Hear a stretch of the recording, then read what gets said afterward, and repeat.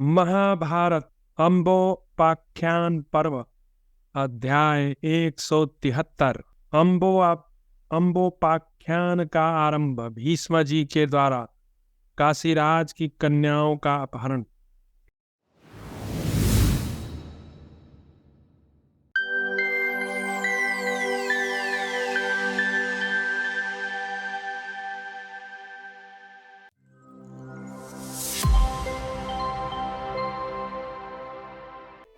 दुर्योधन ने पूछा, भरत श्रेष्ठ, जब शिखंडी धनुष बाण उठाए समर में आतताई की भांति आपको मारने आएगा, उस समय उसे इस रूप में देखकर भी आप क्यों नहीं मारेंगे? महाबाहो गंगानंदन पितामह, आप पहले तो कह चुके हैं कि मैं सोम को सहित पंचालों का वध करूंगा, फिर आप शिखंडी को छोड़ क्यों रहे हैं, यह मुझे बताइए। भीष्म जी ने कहा, दुर्योधन, मैं जिस कारण से सम्रांगण में प्रहार करते देखकर भी शिखंडी को नहीं मारूंगा, उसकी कथा कहता हूं, इन भूमिपालों के साथ सुनो। भरत श्रेष्ठ, मेरे धर्मात्मा पिता लोक विख्यात महाराज शांतनु का जब निधन हो गया, उस समय अपनी प्रतिज्ञा का पालन करते हुए मैंने भाई चित्रांगद को इस महान राज्य पर अभिषिक्त कर दिया। तदनंतर जब चित्रांगद की मृत्यु हो गई, तब माता सत्यवती की सम्मति से मैंने विधि पूर्वक विचित्र वीर्य का राजा के पद पर अभिषेक किया।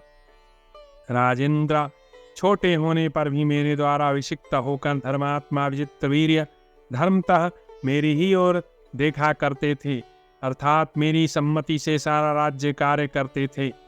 तब मैंने अपने योग्य कुल से कन्या लाकर उनका विवाह करने का निश्चय किया। महाबाहो, उन्हीं दिनों मैंने सुना कि काशीराज की 3 कन्याएं हैं, जो सब की सब अप्रतिम रूप सौंदर्य से सुशोभित हैं, और वे स्वयंवर सभा में स्वयं ही पति का चुनाव करने वाली हैं। उनके नाम है अम्बा, अंबिका, अम्बालिका। भरतश्रेष्ठ राजेंद्र, उन तीनों के स्वयंवर के लिए भूमंडल के संपूर्ण नरेश आमंत्रित किए गए थे। उनमें अम्बा सबसे बड़ी थी, अंबिका मझली थी, और राज्य कन्या अम्बालिका सबसे छोटी थी। स्वयंवर का समाचार पाकर मैं एक ही रथ के द्वारा काशीराज के नगर में गया। महाबाहो, वहां पहुंचकर मैंने वस्त्राभूषणों से अलंकृत हुई उन तीनों कन्याओं को देखा। पृथ्वीपते, वहां उसी समय आमंत्रित होकर आए हुए संपूर्ण राजाओं पर मेरी दृष्टि पड़ी। भरतश्रेष्ठ, तदनंतर मैंने युद्ध के लिए खड़े हुए उन समस्त राजाओं को ललकार कर उन तीनों कन्याओं को अपने रथ पर बैठा लिया। पराक्रम ही इन कन्याओं का शुल्क है, यह जानकर उन्हें रथ पर चढ़ा लेने के पश्चात मैंने वहां आए हुए समस्त भूपालों से कहा, नरश्रेष्ठ राजाओं, शांतनु पुत्र भीष्म इन राजकन्याओं का अपहरण कर रहा है। तुम सब लोग पूरी शक्ति लगाकर इन्हें छुड़ाने का प्रयत्न करो, क्योंकि मैं तुम्हारे देखते देखते बलपूर्वक इन्हें लिए जाता हूँ। इस बात को मैंने बार बार दोहराया। फिर तो वे महिपाल कुपित हो हाथ में हथियार लिए टूट पड़े और अपने सारथियों को रथ तैयार करो इस प्रकार आदेश देने लगे। वे राजा हाथियों की समान विशाल रथ हो, हाथियों और हिष्ट पुष्ट अश्वों पर सवार हो, अस्त्र शस्त्र लिए मुझ पर आक्रमण करने लगे। उनमें से कितने ही हाथियों पर सवार होकर युद्ध करने वाले थे। प्रजानाथ तदनंतर उन सब नरेशों ने विशाल रथ समूह द्वारा मुझे सब ओर से घेर लिया। तब मैंने भी बाणों की वर्षा करके चारों ओर से उनकी प्रगति रोक दी, और जैसे देवराज इंद्रदानों पर विजय पाते हैं, उसी प्रकार मैंने भी उन सब नरेशों को जीत लिया। भरतश्रेष्ठ, जिस समय उन्होंने आक्रमण किया, उसी समय मैंने प्रज्वलित बाणों द्वारा हंसते हंसते उनके स्वर्ण भूषित विचित्र ध्वजों को काट गिराया। फिर एक एक बाण मारकर मैंने इस समर भूमि में उनके घोड़ों, हाथियों, सारथियों को धराशायी कर दिया। मेरे हाथों की वह फुर्ती देखकर वे पीछे हटने और भागने लगे।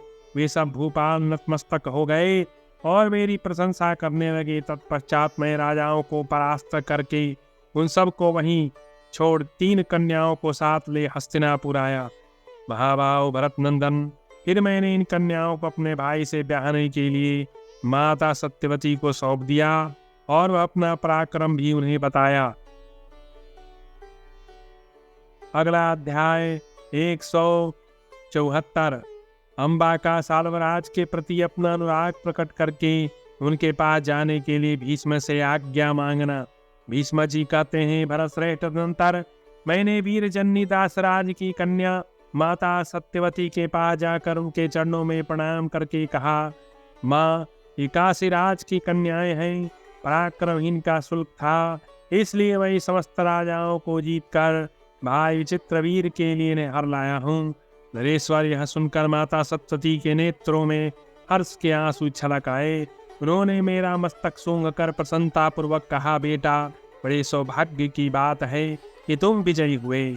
सत्यवती की अनुमति से जब विवाह का कार्य उपस्थित हुआ, तब काशीराज की ज्येष्ठ पुत्री अम्बा ने कुछ लज्जित होकर मुझसे कहा। अम्बा बोली, मैंने अपने मन से पहले साल्वराज को अपना पति चुन लिया है और उन्होंने भी एकांत में मेरा वर्ण कर लिया है। यह पहले की बात है जो मेरे पिता को भी ज्ञात नहीं है। भीष्म, मैं दूसरे की कामना करने वाली राजकन्या हूँ। तुम विशेषतः कुरुवंशी होकर राजधर्म का उल्लंघन करके मुझे अपने घर में कैसे रखोगे? महाबाहो भरतश्रेष्ठ, अपनी बुद्धि और मन से इस विषय में निश्चित विचार करके तुम्हें जो उचित प्रतीत हो वही करना चाहिए।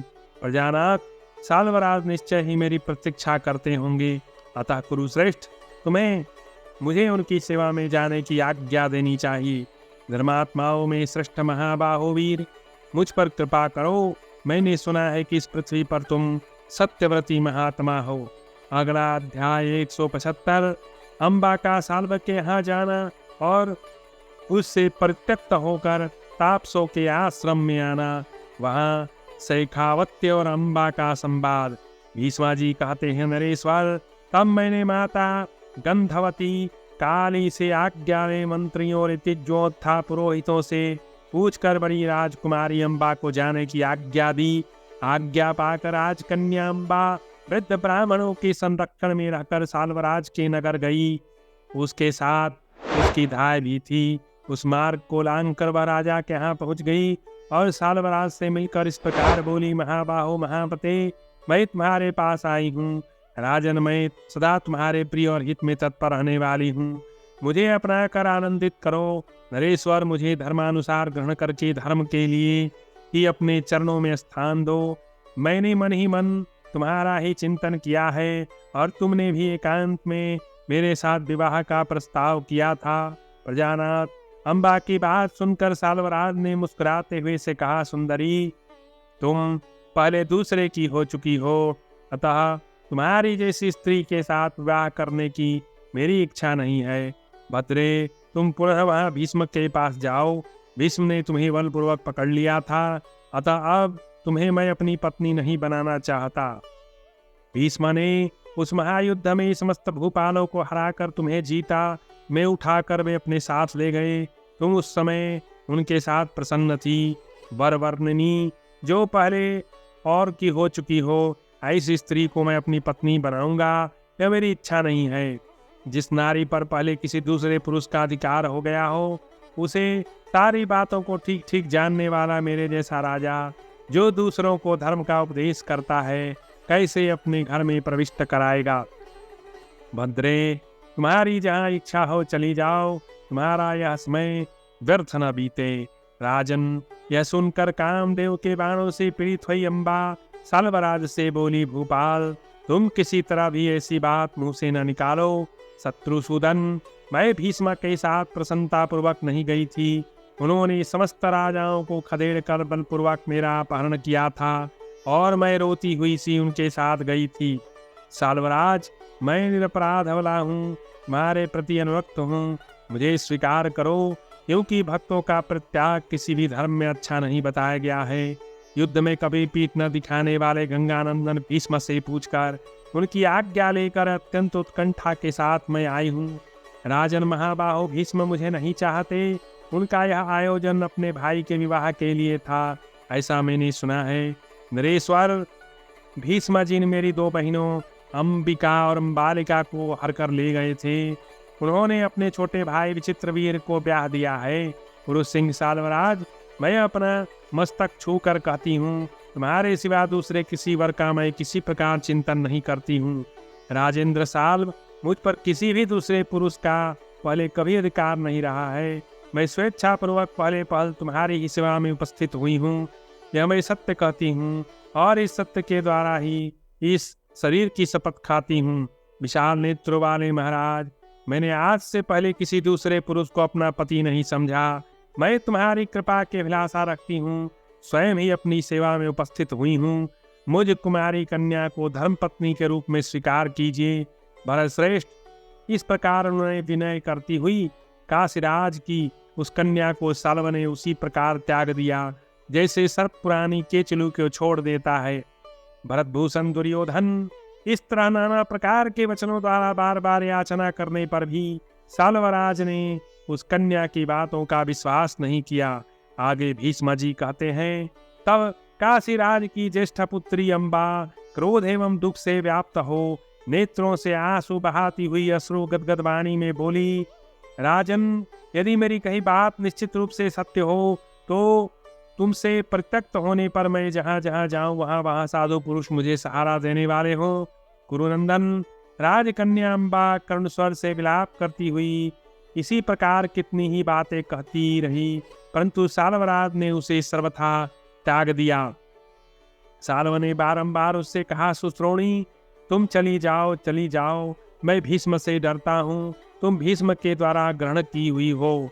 और दूरदर्शी साल्व के ऐसा कहने पर अम्बा क्रूरी की भांति दीन भाव से रुदन करती हुई उस नगर से निकल गई। भीष्म जी कहते हैं, दुर्योधन, नगर से निकलते समय वह दुखिनी नारी इस प्रकार चिंता करने लगी। वह सोचने लगी, इस पृथ्वी पर कोई भी ऐसी युवती नहीं होगी जो मेरे समान भारी संकट में पड़ गई हो।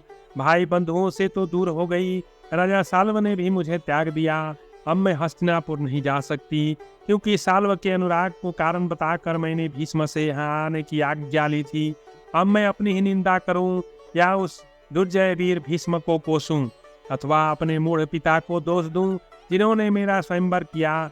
मेरे द्वारा सबसे बड़ा दोष यह हुआ है कि पूर्व काल में जिस समय वह भयंकर युद्ध चल रहा था, उसी समय मैं साल्व के लिए भीष्म के रथ से कूद नहीं पड़ी। उसी का फल प्राप्त हुआ है कि मैं एक मूर्ख स्त्री की भांति भारी आपत्ति में पड़ गई हूँ। भीष्म को धिक्कार है, विवेक शून्य हृदय वाले मेरे मंदबुद्धि पिता को भी धिक्कार है, जिन्होंने पराक्रम का शुल्क नियत करके मुझे बाजारू स्त्री की भांति जनसमूह में निकलने की आज्ञा दी। मुझे धिक्कार है, साल्वराज को धिक्कार है, विधाता को धिक्कार है, जिनकी दुर्नीतियों से मैं भारी विपत्ति में फंस गई हूँ। मनुष्य सर्वथा वही पाता है जो उसके भाग्य में होता है। मुझ पर जो है अन्याय हुआ है उसका मुख्य कारण शांतनुनंदन भीष्म है। अतः इस समय तपस्या अथवा युद्ध के द्वारा भीष्म से बदला लेना मुझे उचित दिखाई देता है, क्योंकि मेरे दुख के प्रधान कारण वही है। परंतु कौन ऐसा राजा है जो युद्ध के द्वारा भीष्म को परास्त कर सके? ऐसा निश्चय करके वह नगर से बाहर चली गई। उसने पुण्यशील तपस्वी महात्माओं के आश्रम पर जाकर वहीं वह रात बिताई। उस आश्रम में तपस्वी लोगों ने सब ओर से घेर कर उसकी रक्षा की थी। महाबाहो भरतनंदन, पवित्र मुस्कान वाली अम्बा ने अपने ऊपर बीता हुआ सारा वृत्तांत विस्तार पूर्वक उन महात्माओं से बताया, जिस प्रकार उसका अपहरण हुआ, कैसे भीष्म से छुटकारा मिला और फिर किस प्रकार साल्व ने उसे त्याग दिया। सारी बातें कह सुनाई। उस आश्रम में कठोर व्रत का पालन करने वाले शेखावत्य नाम से प्रसिद्ध एक तपोवृद्ध श्रेष्ठ ब्राह्मण थे, जो शास्त्र और आरण्यक आदि की शिक्षा देने वाले सद्गुरु थे। महातपस्वी शेखावत्य मुनि ने वहां सिसकती हुई उस दुख शोकपरायण स्त्री साध्वी आर्त अबला से कहा, भद्रे महाभागे, ऐसी दशा में इस आश्रम में निवास करने वाले तपःपरायण तपोधन महात्मा तुम्हारा क्या सहयोग कर सकते हैं? राजन, तब अम्बा ने कहा, भगवान मुझ पर अनुग्रह कीजिए।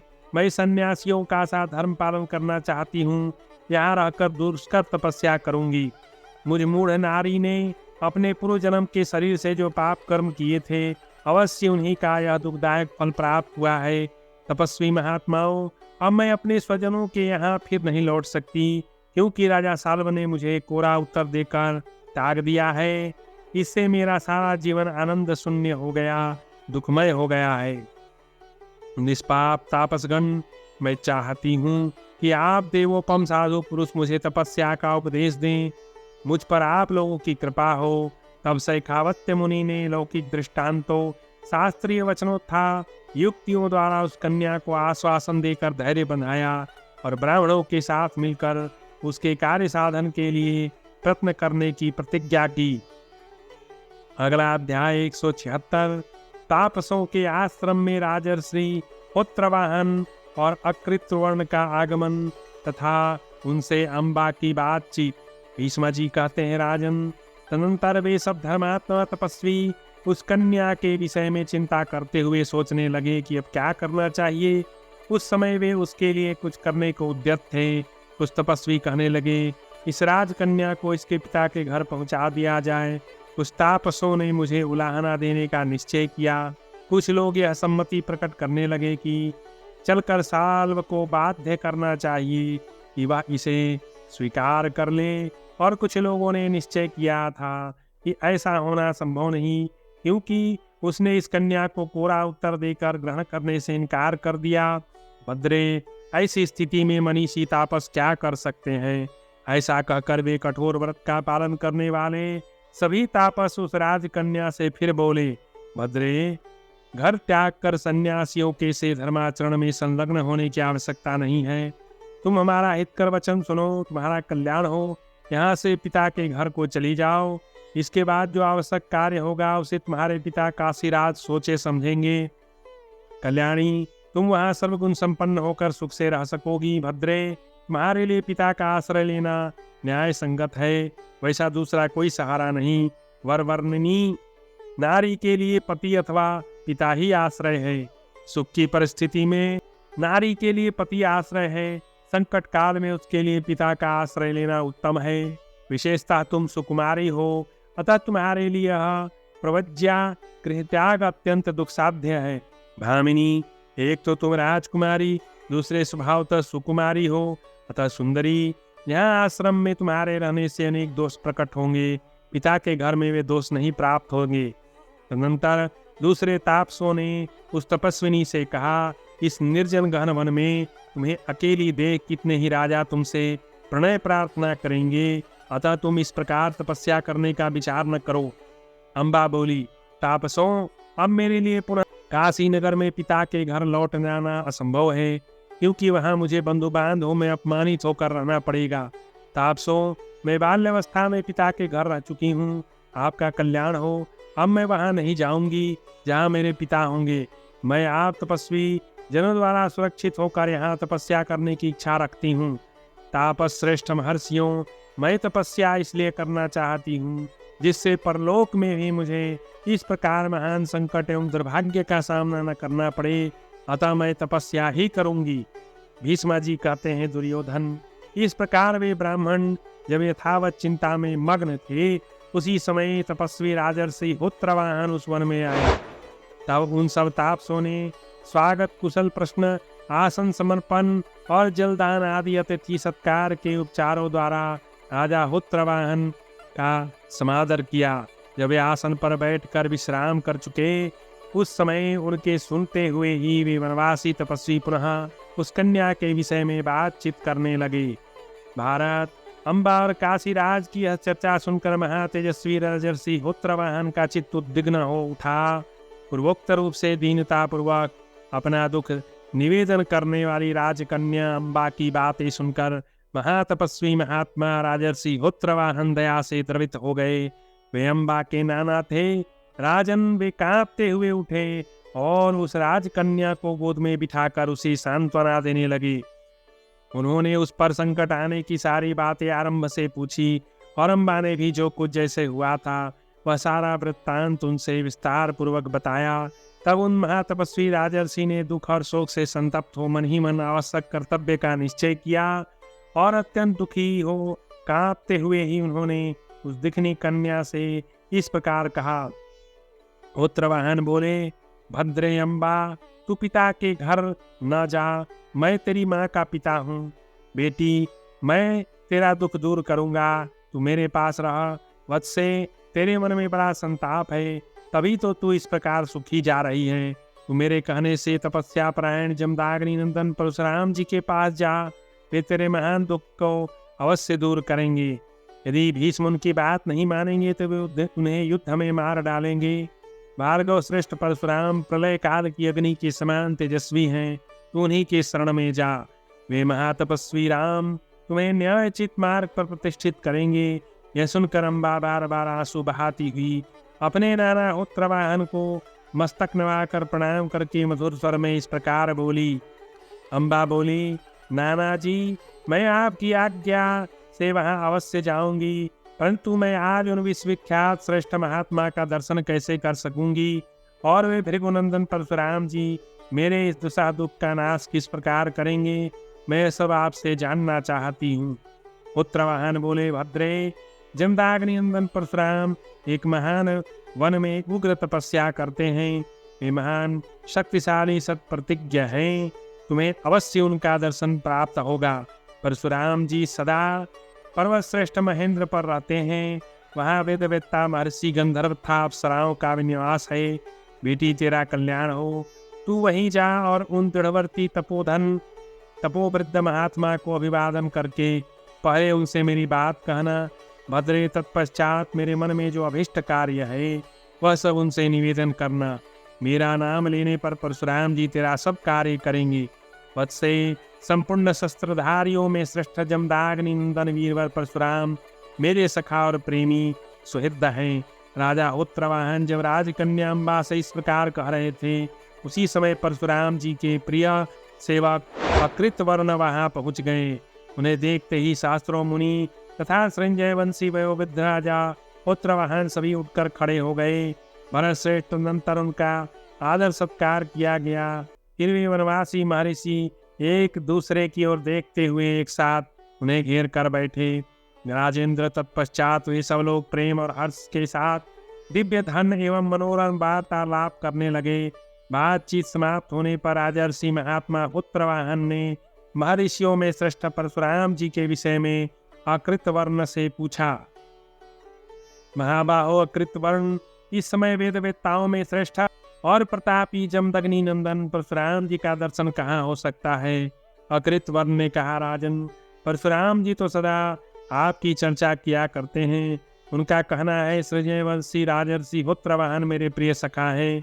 मेरा विश्वास है कि कल सवेरे तक परशुराम जी यहाँ उपस्थित हो जाएंगे। वे आपसे ही मिलने के लिए आ रहे हैं, अतः आप यहीं उनका दर्शन कीजिएगा। राजर्षि, मैं जानना चाहता हूँ कि यह कन्या इसलिए वन में आई है, यह किसकी पुत्री है और आपकी क्या लगती है? उत्तरवाहन बोले, प्रभो, यह मेरी दौहित्री पुत्री की पुत्री है। जनक, काशीराज की परम प्रिय ज्येष्ठ पुत्री अपनी 2 छोटी बहनों के साथ स्वयंवर में उपस्थित हुई थी। उनमें से यही अम्बा नाम से विख्यात काशीराज की ज्येष्ठ पुत्री है तपोधन। इसकी दोनों छोटी बहनें अंबिका और अम्बालिका कहलाती हैं। भ्रमर से काशीपुरी में इन्हीं कन्याओं के लिए भूमंडल का समस्त क्षत्रिय समुदाय एकत्र हुआ था। इस अवसर पर वह महान स्वयंवर उत्सव का आयोजन किया गया था। कहते हैं, उस अवसर पर महातेजस्वी महापराक्रमी शांतनंदन भीष्म सब राजाओं को जीतकर इन तीनों कन्याओं को हर ले गए। भरतनंदन भीष्म का हृदय इन कन्याओं के प्रति सर्वथा शुद्ध था। वे समस्त भूपालों को परास्त करके कन्याओं को साथ ले हस्तिनापुर आए। वहां आकर शक्तिशाली भीष्म ने सत्यवती को ये कन्याएं सौंप दी और इनके साथ अपने छोटे भाई विचित्रवीर्य का विवाह करने की आज्ञा दी। दुश्रेष्ठ, वहां वैवाहिक आयोजन आरंभ हुआ देख यह कन्या मंत्रियों के बीच में गंगानंदन भीष्म से बोली, धर्मज्ञ, मैं मन ही मन वीरवर साल्व को अपना पति चुन लिया है, अतः मेरा मन अन्यत्र अनुरक्त होने के कारण आपको अपने भाई के साथ मेरा विवाह नहीं करना चाहिए। अम्बा का वचन सुनकर भीष्म ने मंत्रियों के साथ सलाह करके माता सत्यवती की सम्मति प्राप्त करके एक निश्चय पर पहुंचकर इस कन्या को छोड़ दिया। भीष्म की आज्ञा पाकर यह कन्या मन ही मन अत्यंत प्रसन्न हो स्वाभिमान के स्वामी साल्व के यहाँ गई। उससे इस प्रकार बोली, नृपश्रेष्ठ, भीष्म ने मुझे छोड़ दिया क्योंकि पूर्व काल में मैंने अपने मन से आपको पति चुन लिया था, अतः आप मुझे धर्म पालन का अवसर दें। साल्वराज को इसके चरित्र पर संदेह हुआ, अतः उसने इसके प्रस्ताव को ठुकरा दिया। इस कारण तपस्या में अत्यंत अनुरक्त होकर यह इस तपोवन में आई है। इसके कुल का परिचय प्राप्त होने से मैंने इसे पहचाना है। यह अपने इस दुख की प्राप्ति में भीष्म को ही कारण मानती है। अम्बा बोली, भगवान, जैसा कि मेरी माता के पिता संजय वंशी महाराज होत्रवाहन ने कहा है, ठीक ऐसी ही मेरी परिस्थिति है। तपोधन महामुनि लज्जा और अपमान के भय से अपने नगर को जाने के लिए मेरे मन में उत्साह नहीं है। भगवान द्विजश्रेष्ठ, जब भगवान परशुराम मुझसे जो कुछ कहेंगे वही मेरे लिए सर्वोत्तम कर्तव्य होगा, यही मैंने निश्चय किया है। इस प्रकार से महाभारत उद्योग पर्व के अंतर्गत अम्बोपाख्यान पर्व में अम्बा होत्रवाहन संवाद विषय 176वां अध्याय पूरा हुआ।